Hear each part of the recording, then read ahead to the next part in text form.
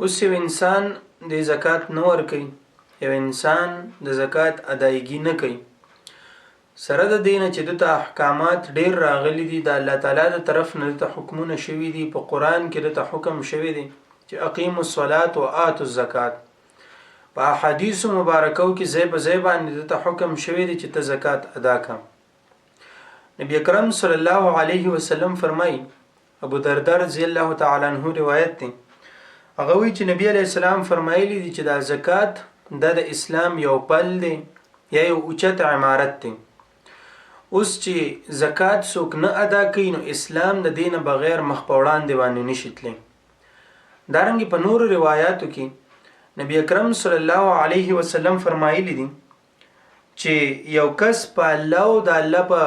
رسول باندې ایمان وروړي نو دله په کار چې د الله په لار کې خرج کوي، د الله په لار کې زکات ورکوي. دارنګه عبد الله ابن مسعود رضی الله تعالی عنہ روایت دی، هغه وی چې نبی علیہ السلام موږ ته د منځ او د زکات د ادا کولو حکم وکړ او وی فرمایل چې کم یو کس زکات نه ادا کوي نو د دې کس منځم د الله په نسبت قابل قبول نه دی. دارنګه په یو بل روایت کې هغه دوم راغلی چې نبی علیہ السلام فرمایي چې یو کس د منځ پابندي کوي